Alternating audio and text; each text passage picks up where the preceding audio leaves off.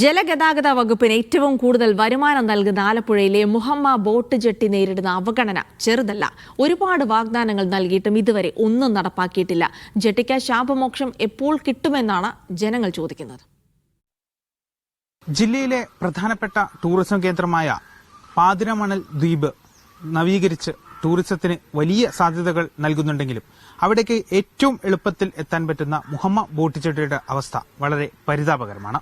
2 മാസം പ്രായമുള്ള കുഞ്ഞുൾപ്പെടെ 29 പേരുടെ മരണത്തിനിടയാക്കിയ കുമരകം ബോട്ടപകടത്തിനെ തുടർന്ന് അന്നത്തെ ഗതാഗത മന്ത്രി കെ.ബി. ഗണേഷ് കുമാർ നിരവധി വാഗ്ദാനങ്ങളാണ് നൽകിയത്.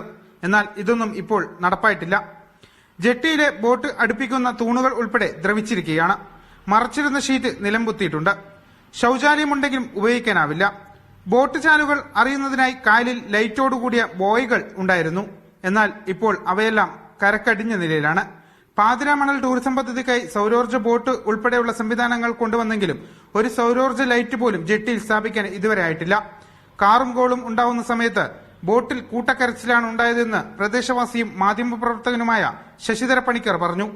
ഇക്കരെയുള്ളവരാണ് 29 പേര് മരിച്ചെങ്കിലും സ്മാരകം അക്കരെ വന്ന് ബോട്ട് ജെട്ടിയും പറ്റും. പക്ഷേ ഇക്കരയിൽ മുഹമ്മയിൽ ജെട്ടിയുടെ കാര്യത്തിന് യാതൊരു വികസനം ജസ്റ്റിസ് നാരായണക്കുറുപ്പ് കമ്മീഷന് പറഞ്ഞിട്ടുള്ള കാര്യങ്ങൾ തന്നെ ഈ ബന്ധപ്പെട്ട അധികാരികൾ നടത്തുന്നു. മാറി മാറി ഗവൺമെന്റുകളും വരുന്നുണ്ട്. പക്ഷേ ഇതിനൊരു അറുതിയും ഇന്ന് വരെ വന്നിട്ട്. ജെട്ടിയിൽ വൈദ്യുതി ഇല്ലാത്ത സമയത്ത് തീരത്തെ റിസോർട്ടുകളുടെ സോളാർ വെളിച്ചത്തിലാണ് ബോട്ട് യഥാസ്ഥാനത്ത് എത്തുന്നത്.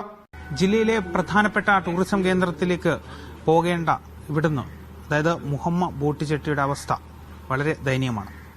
ഇത് പരിഹരിക്കേണ്ടത് സർക്കാരും അധികൃതരുമാണ്. അത് എത്രയും വേഗം പരിഹരിക്കണമെന്ന് തന്നെയാണ് നാട്ടുകാരുടെയും യാത്രക്കാരുടെയും ആവശ്യം. ക്യാമറ പേഴ്സൺ ലേഷ് കാഞ്ഞികാവിനൊപ്പം ഫൈസൽ അസീസ്, മീഡിയ 1, ആലപ്പുഴ.